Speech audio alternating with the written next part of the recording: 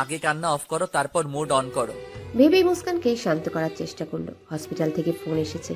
রীতিশা হসপিটালের যে কেবিনে ছিল সেই কেবিনে সিলিং ফ্যানে নিজের ওড়নাটা টাঙিয়ে গলায় ফাঁস দিয়ে সুইসাইড করেছে। খবরটা শোনা মাত্রই চৌধুরী পরিবারের সকলের গায়ে কাঁটা দিয়ে উঠল। ইমন খবরটা শুনি একেবারে ইয়াশফা আরেকবার মুস্কানের দিকে তাকালো। ইয়াশফার চোখে ঘৃণার পরিমাণ ছিল শতভাগ। মুস্কানের চোখে দুঃখের পরিমাণ ছাড়া কিচ্ছু দেখতে পেল না। সাজিয়া বেগম আঁচলে মুখ ঢেকে সোফায় বসে হু হু করে কেঁদে উঠল। হাজার হলেও তার নিজের সন্তানের চোখেই দেখেছে তার মায়ের থেকেও বেশি ভালোবাসা সে দিয়েছে, আর তার জন্য ইভান এতটা নিচ পথে নেমেছে, আর তাদের দুজনের জন্যই তার আদরের মেয়ে সর্বনাশ ঘটেছে। তবু সে যে মা, বুক ফেটে কান্না আসছে তার। ইয়াশফা দৌড়ে উপরে চলে গেল। ইমন সহ আরো অনেকেই পিছনে পিছন গেল। মুস্কান নিঃশব্দে চোখের পানি ফেলতে লাগলো। রীতিশার মৃত্যুর খবর শুনে ইভান কারাগারে ছটফট করতে শুরু করলো। দেয়ালের সামনে মাথা ঠেকতে শুরু করলো। তুই তো মরে গিয়ে বেঁচে গেলে, কিন্তু আমি তো মরতেও পারছি না। কি করব আমি? কি করব? নিজের হাতে নিজের বোনটার জীবন বিষিয়ে দিয়েছি। আমার ইয়াশপা আমার একমাত্র আদরের বোন, সাথে জঘন্য অপরাধ করেছি। বেঁচে থাকার অধিকার আমারও নেই। কেউ প্লিজ আমায় মেরে ফেলো আমায়। সাজা দাও, আরো কঠিন, আরো নির্মম সাজা দাও। আমার অপেক্ষা করো না, আজই মেরে ফেলো আমায়। আমি এই যন্ত্রণা আর সহ্য করতে পারছি না। হয় আমায় মারো, না হয় আমায় মরতে দাও। সামনে দেয়ালে মাথা ঠেকছে আর পাগলের মতো ছটফট করছে ইভান। নতুন পুলিশ অফিসার জয়েন করেছে আজই, সাব ইন্সপেক্টর আরুষ সরকার, যাকে বলা হয় পুলিশ বাহিনীর মেরুদণ্ড। মাঠ পর্যায়ে কাজসহ সকল মামলা তদন্ত, আইন শৃঙ্খলা নিয়ন্ত্রণ করে থাকেন। ইভানের চিৎকার চেঁচামেচি শুনে কনস্টেবলকে জিজ্ঞেস করলো ইভানের ব্যাপারে। উনি আরুষ সরকারের সামনে যাবতীয় কাগজপত্র তুলে ধরলেন। আরুষ সরকার সবটা দেখে বললেন, ও মাই গড, চৌধুরী বাড়ির ছেলে মিস্টার ইমন চৌধুরী সৎ ভাইয়ের, am I right? Yes sir. আপনি কিভাবে চেনেন? আরুষ এক দীর্ঘ নিঃশ্বাস ছেড়ে বলল, উনি আমার পরিচিত এক বড় ভাই। ওনার বিষয়ে ফার্স্টের সবটাই জানা। এই পেশা কর্মগত হওয়ার পর থেকে নিজের ফ্যামিলির খবরই নেই না, আর তো এই সবটাই প্রেজেন্টের সবটাই অজানা। যাই হোক, এমন যখন একটা মানুষকে সত্যি বাঁচিয়ে রাখার মানে হয় না, অবশ্যই এটাকে বাঁচানোও বলে না। হ্যাঁ স্যার, মাঝে মাঝে বেশ অদ্ভুত আচরণই করে। আরুষ চোখে সানগ্লাস দিয়ে থানা থেকে বেরিয়ে গেল। গভীর রাত, মুস্কান বেশ কান্নাকাটি করছে। বাড়ির প্রত্যেকের মনেই আজ বিষাদের ছায়া পড়েছে। দাফন করতে অবধি কেউ যায়নি। প্রত্যেকেই ঘৃণায় মুখ ফিরিয়ে নিয়েছে একটা মরদেহ থেকেও। শুধু কি মানব জাতি, যিনি সৃষ্টি করেছেন তিনিও যে মুখ ফিরিয়ে নিয়েছেন। জানাজাটা অবধি পড়ানো হয়নি, গোরস্থানের জায়গা অবধি দেওয়া হলো না। তার বাবার গ্রামের বাড়ির এক জঙ্গলের পাশে কবর দেওয়া হলো তাকে। ইসলামী আত্মহত্যা মহাপাপ, অত্যন্ত ঘৃণা কাজ হওয়া সত্ত্বেও এমন অনেক লোক আছে যারা জীবনযাপনের কঠিন দুঃখ, দুর্দশা ও ব্যর্থতার গ্লানি থেকে পরিত্রাণের জন্য অথবা যাদের বশবর্তী হয়ে বেছে নেয় আত্মহননের পথ। কিন্তু ধৈর্য ধারণ করে আল্লাহর উপর ভরসা ও দৃঢ় আস্থা থাকলে কারো আত্মহত্যার মতো ক্লেশকর পথে পা বাড়াতে হয় না। আত্মহত্যা থেকে বিরত থাকতে আল্লাহ তাআলা বিশেষভাবে নির্দেশ দিয়েছেন এবং আত্মহত্যার পরিণামে কঠোর শাস্তির বর্ণনা দিয়ে পবিত্র কোরআনে ইরশাদ করেছেন, তোমরা নিজেদের হত্যা করো না, নিশ্চয়ই আল্লাহ তোমাদের প্রতি পরম দয়ালু, এবং যে কেউ সীমা লঙ্ঘন করে অন্যায়ভাবে তা করবে তাকে অগ্নিতে দগ্ধ করব। এটা আল্লাহর পক্ষে সহজ। সূরা আন-নিসা আয়াত 29-30। রীতিশা অন্যের জীবন দুঃখ দুর্দশায় ফেলতে গিয়ে নিজের আপন লোক সহ নিজের পুরো জীবনটাকে অভিশপ্ত করে তুলেছিল। মানসিক যন্ত্রণা সহ্য করতে না পেরে নিজেকেই নিজে শেষ করে দিল, সকল কষ্ট ও যন্ত্রণা পাপ থেকে মুক্ত হওয়ার জন্য। কিন্তু সে কি সত্যিই মুক্ত হতে পারল? দুনিয়াতে মানুষের সাথে যত প্রকার জঘন্য অপরাধ করেছে তার থেকেও জঘন্য অপরাধ করলো নিজের সাথে। যারা অন্যের ভালো চায় না, অন্যের ক্ষতি চায় সারা জীবন, শেষে তারা নিজেরাই নিজেদের চরম ক্ষতি করে ফেলে, যেমনটা রীতিশা করেছে। মুস্কান ফুপিয়ে কেঁদে চলেছে। ইমনের মাথায় হাত রেখে বলল, মুস্কান, শান্ত হও। এভাবে কেন কাঁদছো? যা সব ঘটে যাচ্ছে তাতে আমাদের কারো হাত নেই। এভাবে কান্নাকাটি করে নিজের ক্ষতি করার কোনো মানে হয় না। বরং যা সব ঘটেছে এগুলো যাওয়ার ছিল, ওর মৃত্যু ওভাবেই ছিল, মেনে নাও। খারাপ লোকের সাথে খারাপটাই হয় মুস্কান। মুস্কান ইমনকে চাপড়ে ধরে হাউমাউ করে কাঁদতে শুরু করলো। আমার খুব কষ্ট হচ্ছে, বিশ্বাস করুন, খুব কষ্ট হচ্ছে আমার। মুস্কান, রিল্যাক্স। এমন ভাবে ভেঙে পড়ো না, প্লিজ কেঁদো না। এটাই ওর নিয়তি ছিল। ইগনোর করো বিষয়টা। যারা অন্যের ক্ষতি চায়, অন্যের দিকে বারবার আঙ্গুল তোলে, নিরপরাধদের অপরাধী, অসহায়দের অসহায়ত্বের সুযোগ নেয়, তাদের কোনোদিন ভালো হয় না মুস্কান। ওদের সাথে যা সব ঘটছে সবটার জন্য ওরা নিজেরাই দায়ী। আমাদের আশেপাশে সমাজের মানুষদের এই ঘটনা দেখে বোঝা উচিত, জানা উচিত, মানুষ তার নিজ কর্মফল নিজেই ভোগ করে। মানুষ অন্যের দিকে ঢিল ছুড়লে সেই ঢিল পাল্টা তার দিকেও ফেরত আসতে পারে। অন্যের দিকে আপনি একটা আঙুল তোলার আগে একটু ভেবে আঙুল তুলবেন, দেখবেন বাকি 3টা আঙুলই আপনার দিকে তাক করা। অন্যকে কুলসিত করার আগে একবার ভেবে নেবেন যে আপনি নিজে বা আপনার আপন কেউ কলুষিত হলে আপনার ঠিক কেমন লাগবে। যে অন্যের সম্মানে আঘাত হানতে চায়, উপরওয়ালার তরফ থেকে তার উপরে অভিশাপ বর্ষিত হয়। মানুষ তার নিজ কর্মফল যেমন নিজে ভোগ করতে, তেমনি তার আশেপাশের মানুষ আপনজনরাও সেই কর্মফলে ভাগীদার হয়।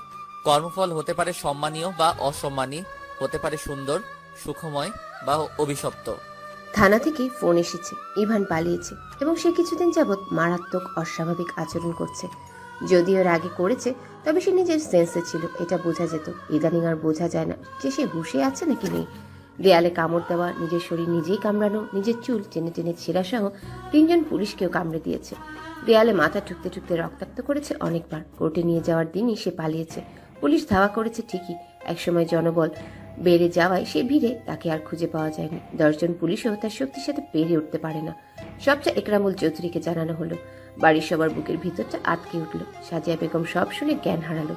ইয়াশফা রুম বন্ধ করে কেঁদেই যাচ্ছে। মুস্কান ভয়ে দাদিকে জড়িয়ে ধরেছে। ইমন সবটা শুনে পকেটে 1 হাত গুজে বাইরে চলে গেল। তার চলে যাওয়া দেখে মুস্কানের বুকটা দ্বিগুণ ভাবে কেঁপে উঠল। একরামুল চৌধুরীর লোক লাগিয়ে দিল ইভানকে খোঁজার জন্য। প্রায় 3টা বাজে মুস্কান রান্নাঘরে কাজ করছিল। ইয়াশফা বলল, এই যে দায়িত্ববান ভাবি আমার, আপনার ননদিনের মাথাটা বেশ ধরেছে, আদা চা খাওয়াবেন প্লিজ। মুস্কান মৃদু হেসে বলল, তুমি রুমে যাও, আমি এক্ষুনি নিয়ে আসছি। কে ডিয়ার? ইয়াশফা সবে চোখ বুজেছে, অমনি ধপাস করে ব্যালকনি দরজার দিকে থেকে তার রুমের মেঝেতে এসে পড়ল বাবরিওয়ালা উস্কো কুস্কো চুলালা এক লোক। মুখ তুলে উঠতেই ইয়াশফার বুকের ভেতরটা মোচড় দিয়ে উঠল। এই যে আর কেউ নয়, তারই বড় ভাই, যাকে কিনা পৃথিবীর সব থেকে বেশি সম্মান করত এবং বেশি ভালোবাসত, যার সাথে তার হাজারো সুখের স্মৃতি রয়েছে, যার বুকে রাতের পর রাত ঘুমিয়ে পার করেছে, যার স্নেহ ভরা ভালোবাসার কথা মনে পড়লে আজও বড় সুখ সুখ লাগে। তার ভাই দুনিয়ার সব লোকের কাছে খারাপ থাকলেও তার চোখে বিন্দু মাত্র খারাপের আভাস ফোটায়নি কখনো। ছোটবেলায় কেউ তার সাথে ঝগড়া করলে বা তাকে কেউ ব্যথা দিলে তার যে কি অবস্থা করতো কল্পনাও করা যায় না। ক্লাস 4-এ যখন তার ক্লাসমেট তাকে ধাক্কা দিয়ে বালুর উপর ফেলে দিয়েছিল, আর এটা ইভান শুনেছিল, পরের দিনই হকি স্টিক দিয়ে ছেলেটাকে এমন মার মেরেছিল যে 7 দিন জ্বরে পড়েছিল। ইয়াশফার চোখ বেয়ে অঝরে পানি পড়তে লাগলো। ব্রো বলেই কাছে যেতে নিয়েও থেমে গেল।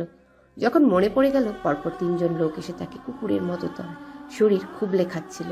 চতুর্থ লোকটা ছিল তার ভাই, যে কিনা সম্পূর্ণ নগ্ন অবস্থায় তার বোনকে বিছানায় ছটফট করতে দেখে চিৎকার করে উঠে। আর ইয়াশফা তখন যেন মারতে পারলেই শান্তি পেত।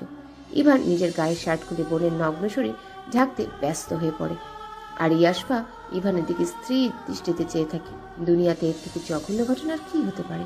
চমকে উঠল ইয়াশফা। ইভানের থেকে 3 হাত দূরে সরে গেল। ঘৃণা হচ্ছে, তার ভীষণ ঘৃণা হচ্ছে। চিৎকার দিয়ে মাকে ডাক দিতে ইভান ইয়াশফার পা জড়িয়ে ধরে হাউমাউ করে কাঁদতে লাগলো। ভয়ে কাঁপছে ইয়াশফা। ইভান পা ছেড়ে ইয়াশফাকে বুকে জড়িয়ে নিল, আবার কপালে চুমু খেয়ে বলল, এই তুই আমাকে মেরে ফেল আমাকে তুই। আমি খুব খারাপ, আমি খুব জঘন্য, আমি আমার কলেজাকে শেষ করে দিয়েছি, আমার বাঁচার অধিকার নেই। নেই বলে ইয়াশফার হাত দুটো তার গলায় চেপে ধরল। ইয়াশফা চিৎকার করছে। মুস্কানের হাত থেকে চায়ের কাপ পড়ে যেতে ইভান ইয়াশফা দুজনেই তাকালো। মুস্কানকে দেখা মাত্র ইভান ইয়াশফার হাত ছেড়ে দিয়ে এক লাফে মুস্কানের সামনে চলে গেল। মুস্কান ভয়ে এক ঢোক গিলে দৌড় দিতে নিতে ইভান খপ করে ধরে ফেলল। তুই রাক্ষসী, তোর জন্য আমার বোনের এত বড় ক্ষতি হয়ে গেল। তোর চালাকি, সব তোর চালাকি। তুই ইচ্ছে করে আমার বোনকে পাঠিয়েছিস, তোর জন্য সব হয়েছে। আগে তোকে মারবো, তারপর আমি মরবো। কলঙ্কিনী তুই, তোর জন্য আমার কলেজার কুস্তি হয়েছে। কি হতো সেদিন তুই যেতি? বলে দুহাতে গলাটা শক্ত করে চেপে ধরল। মুস্কান ছাড়াতে চেয়েও পারল না। ইভান তার সর্বশক্তি দিয়ে গলা চেপে ধরেছে। ইভানের চোখ দুটো দিয়ে যেন রক্ত বের হবে, মুখ দিয়ে যেন অগ্নি পিনা বের হচ্ছে। তার হাত থেকে যেন মুস্কান আর রেহাই নেই। সে যেন প্রতিজ্ঞা করে এসেছে আজ মুস্কানকে শেষ করেই ছাড়বে। আজ কি তাহলে মরণ হবে মুস্কানের? বিচ্ছিন্ন হয়ে যাবে ইমনের মুগ্ধময়ী ইমনের থেকে? তাদের জীবনের অভিশপ্ত কালো ছায়া থেকে কি তারা রেহাই পাবে না? সব কি এভাবেই শেষ হয়ে যাবে? ইমনের সন্তানের মা হওয়া, মুস্কানের সন্তানের বাবা হওয়া কি ওদের দুজনের হবে না? চোখ বেয়ে পানি ঝরতে শুরু করলো। চোখ দিয়ে হাত দিয়ে আকুতি করতে লাগলো। একটাবার ছেড়ে দিন, আমি আমার ওনাকে শুধু একটাবার ডাকবো। কিন্তু তা যে আর হলো না। সে যে ছাড়া পেল না। বুকের ভেতরটা হাহাকার করে ডাকতে লাগলো ইমনকে। একসময় কেসে উঠল মুস্কান, প্রাণটা বুঝি এই বেরিয়ে যাবে। চোখ দুটো অন্ধকার হয়ে এলো, ঝাপসা চোখে শুধু ইমনের মুখটা ভেসে উঠল। ইমনের করা সব আবদার ভালোবাসা স্মরণ করতে লাগলো। মৃত্যু পথে একটা পাখি যেমন ছটফট করতে থাকে তেমনি করছে মুস্কান। চোখ বন্ধ হবে হবে ভাব। ইয়াশফা ভয়ে হিতাহিত জ্ঞান শূন্য হয়ে পড়ল। ভয়ে খাপছে সে। মুস্কানের অবস্থা দেখে নিজে ইভানকে ছাড়াতে গেল, কিন্তু না, ইভান এক ঝটকায় তাকে মেঝেতে ফেলে দিল। নিপড়া নিচ থেকে দেখা মাত্রই চিল্লিয়ে সবাইকে ডাকতে লাগলো। বাড়ির সকলে ছুটে এলো। ইভানকে দেখে সকলেই চমকে উঠল। নিলয় নদী ইভানকে ছাড়াতে চেষ্টা করলো, না পারল না। ইভানের উপর যেন 10টা পুরুষের শক্তি এসে ভর করেছে। এমন সময় কেউ এসে এক টানে ইভানকে সরিয়ে নাক বরাবর একটা ঘুষি দিল, যার ফলে ইভান ছিটকে পড়ল মেঝেতে এবং আশ্চর্যজনকভাবেই জ্ঞান হারালো। এতক্ষণ যার মাঝে 10টা পুরুষের শক্তি এসে ভর করেছিল, সে এক ঘুষিতেই জ্ঞান হারায় কিভাবে? সবাই ভয়ার্ত চোখে তাকালো ইমনের দিকে। ইমন বাঘের মতো গর্জন করে উঠল, তোর সাহস কি করে হয় ওর গায়ে হাত দেওয়ার? বলতেই মুস্কান ঢলে পড়ল ইমনের বুকে। ইমন জোরে এক চিৎকার দিল মুস্কান বলে।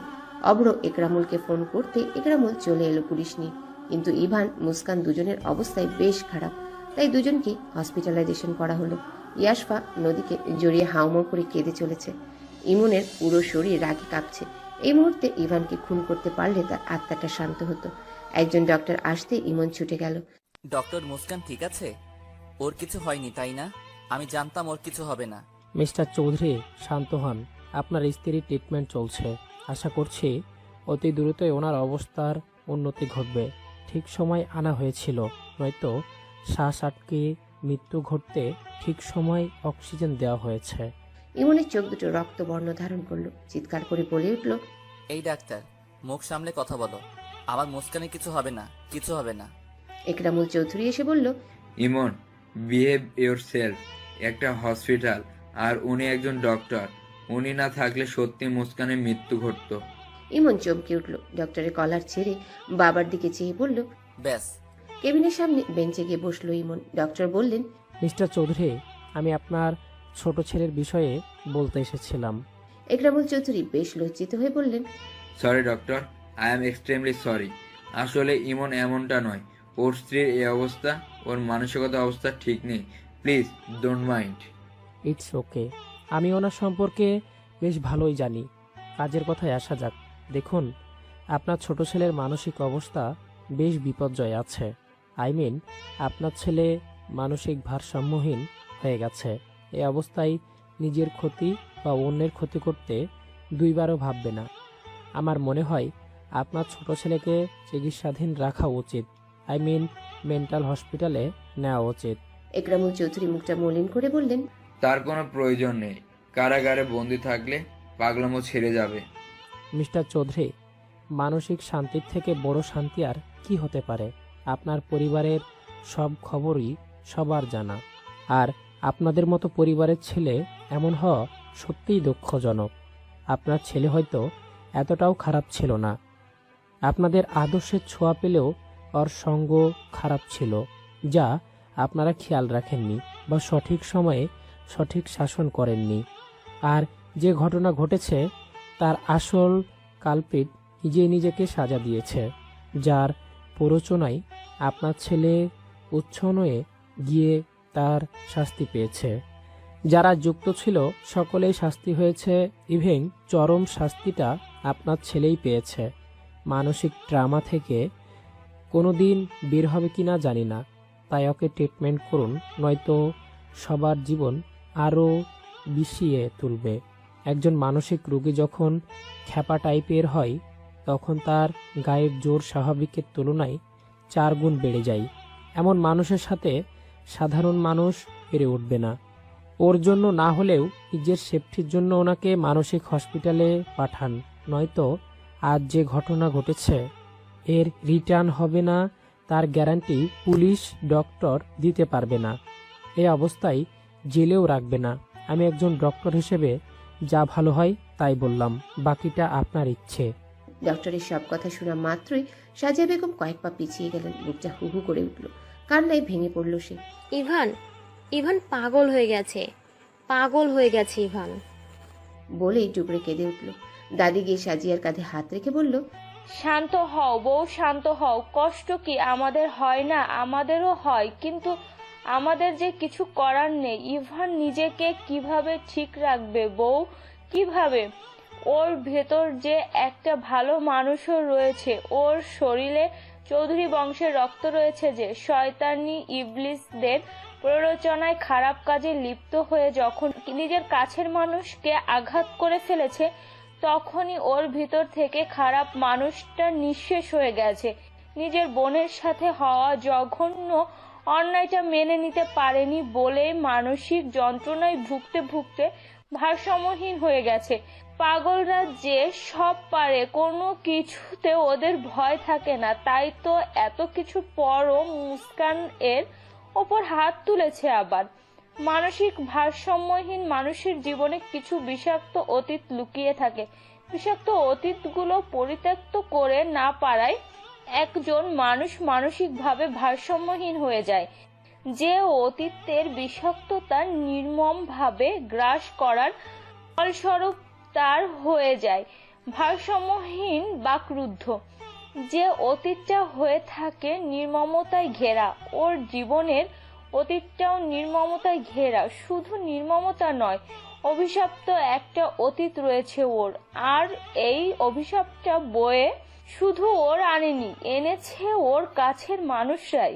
রাজিয়া বেগম চুপ হয়ে গেল। মা হিসেবে নিজের প্রতি চরম ঘৃণা হচ্ছে তার। নিভু নিভু চোখে মুস্কান তাকালো। মুখে অক্সিজেন মাস্ক পরানো, আশেপাশে চেয়ে কাউকে দেখতে না পেয়ে ছটফট করতে লাগলো।